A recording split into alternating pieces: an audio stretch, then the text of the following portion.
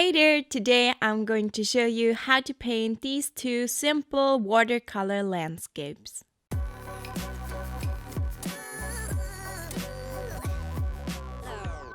Before we get started, I have a very exciting announcement, and that is that I started a Patreon account.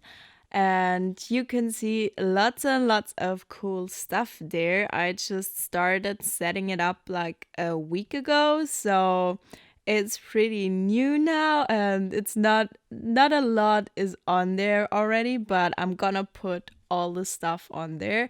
And you can see that there are different tiers depending on the amount that you pledge. You get fun stuff. When you just pledge $1, you're an insider and you can get a view behind the scenes.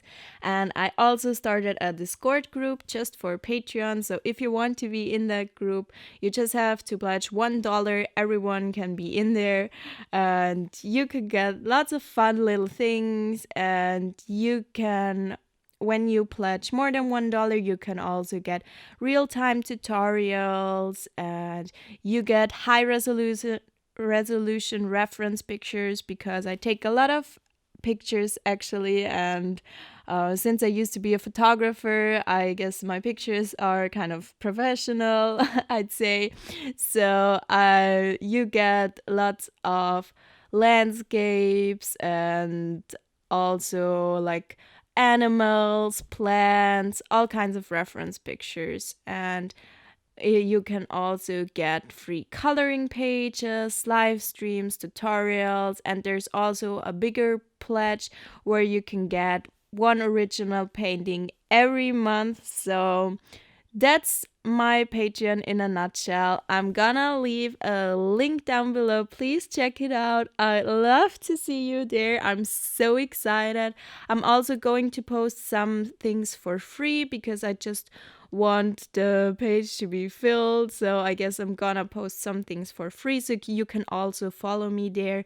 But I guess most posts will be for the $1 pledge, and also the cooler rewards will be for the creative and community and also the heroes. I just called them like that. So just go to my Patreon and check it out after this video. So that's it. So let's get started with the actual tutorial. I'm starting off with putting a lot of water onto the paper so that the whole paper is damp. And of course I used some washi tape as always just for the borders so that we get clean borders in the end. And now I'm starting to add in a little bit of color, and this will blend very smoothly with the wet paper. I started off with a very light blue, and now I'm starting to add in a little bit of green. Like I said before, start with lighter colors and then go darker and darker and darker, and don't start off too dark because it's always hard to go back with watercolors. So here I'm doing kind of the same thing with the other page, but I started on a dry surface because here I used a very light blue, and then I just blended it into water without any color on the bottom so that we have a nice gradient. And then in between layers I used a hairdryer just to make it dry a little bit quicker. And then I started off with some trees here, and they're just messy little dots. Don't make them too neat because they're organic, and everything that's natural when you paint it, it's always best, in my opinion, to just make it really messy and not to focus on every little detail. I mean, obviously you can do realistic paintings, but especially if you're a beginner or something, then start off by just doing it the way that I did here, quite messily, and just doing dots. And then I start to do some little details. I added in a few trees where you can tell that those are trees. And I also added in a few shadows at the bottom just because of the way the light hit the whole scenery. The sun was already setting, and therefore parts of the trees were light and other parts were already dark. So I'm not sure if this comes across on the painting as good as it does on the picture, but I think that it's cool nonetheless. So I just copied it like that. And those two reference pictures that I used for those paintings will be on my Patreon account as well. So if you head on over there, you can look at those pictures. And yeah. So here I added in more darker green and just more shadows, and then on the bottom you see me start with the water that's going to appear here. And I just tried my best to copy the reference picture but not to be super attached to the outcome so that it would look very realistic. I wanted it to be very loose so that it's still a simple painting, but I just looked at the lights and shadows and copied that. So you can do this differently from the way that I did it here. You can copy the lights and shadows the way that I did it, but you can also change it up if you feel like it would look cool differently. Don't be scared to experiment, and if it doesn't turn out too great or doesn't look too realistic, it really doesn't matter. Just flip the page and try the next painting. It's all just about growing and learning and enjoying that, because improving and just messing around, in my opinion, is way more fun than to get super attached to every painting and try to make it perfect all the time and get super attached to the details.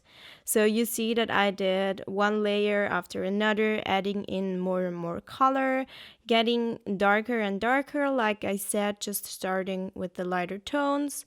And I just mixed a few different kinds of green tones and also blue tones, and just mixed colors that I liked and that I thought looked similar to the picture that I used.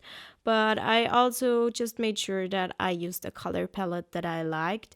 You can always just take the reference picture, put it into an app, change the colors, and then copy it from there. Just make it your own thing if you feel like doing that. And here I added in more shadows and just messily doing dots and adding shadows to the other trees as well, and adding more of those mountains. And I did a light gray with a purple tint there, and in reality it was this weird mixture of purple and green. It looked really cool, but I couldn't really get it to look like that in a painting. I don't know how you would do that, so you don't have to completely copy what you see on a picture, just make it your thing. And here I started with the mountains on the second painting, and I used a very, very light color since the mountains in the background were hit by the sunlight, so they were very hit and very lit and light. So yeah, and here you can see that I left some spots, that is where some trees are and the light was hitting there. And here I started to add a little bit of white gouache just to get a little bit of this opaqueness.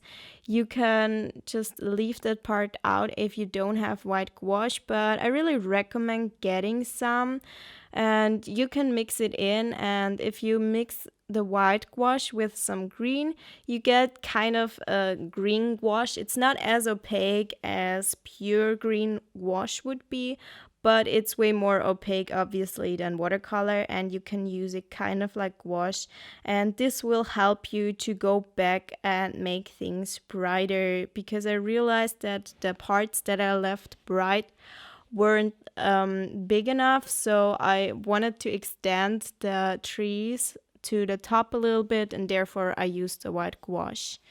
And here I started with the next layer of mountains, so to speak. This one is a little bit darker now, and it looked very cool. It was a very cool tone because this was in the shadow and the light was just coming from behind this tree that this mountain that I'm painting right now. And therefore everything that's in the front is quite dark and quite blue. So you can always look at the reference picture, or if you paint in a natural setting, just look at the lights. And when there's shadows, the colors are probably a little bit cooler, and where the light hits, the colors are probably a little bit warmer. And yeah, I just did more of those messy, dotty trees, just messing around. I think that's the most fun way to paint, to just throw colors onto the page. And here's the a lake as well, and this one is quite dark because, like I said, there wasn't a lot of light there, so it's a very dark color. I mixed a black and a green and a blue tone. I know that lots of people say not to use black when you use watercolor because it dulls the paint and it makes it kind of muddy. But in my opinion, it's a very cool way to desaturate your color. Maybe that's a lazy way because you could do it with the opposite color on the color wheel, but I just really like to use black. Unfortunately, most black colors aren't vegan, but I already have it at home, so why not use it?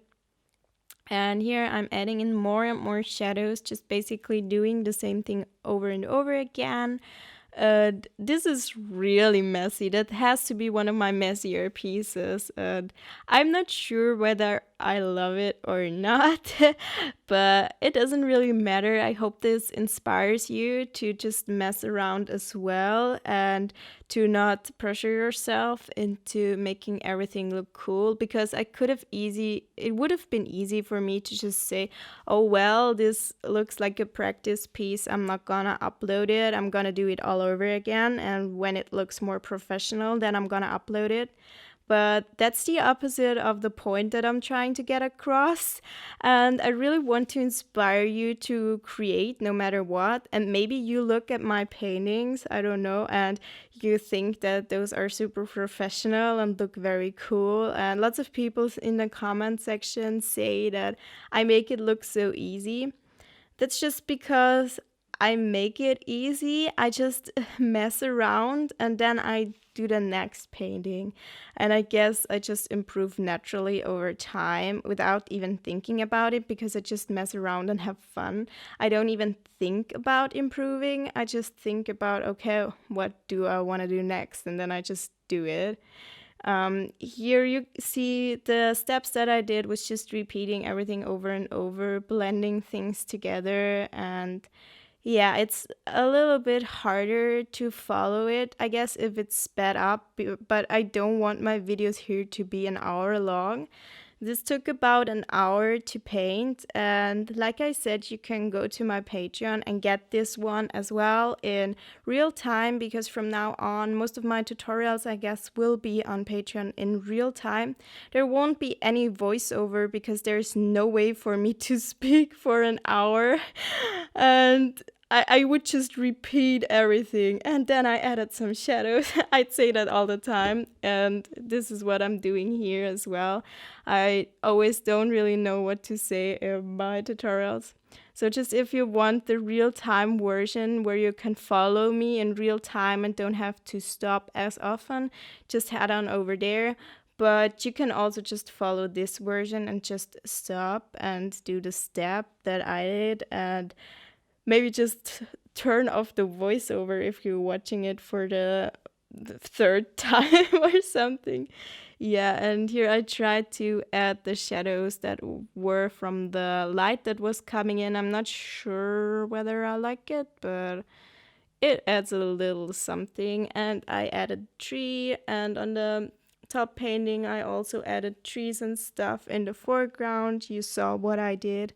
And then I was done. I just removed the washi tape and those paintings are done now. I highly recommend to you to just go out and do something like that or take pictures and paint them later, whatever feels comfortable for you. I hope that I inspired you to paint something. Maybe I did. I really hope that you liked this video, and if you did so, please give it a thumbs up and please consider subscribing to my channel. And don't forget to check out my Patreon. I'll see you next week. Goodbye.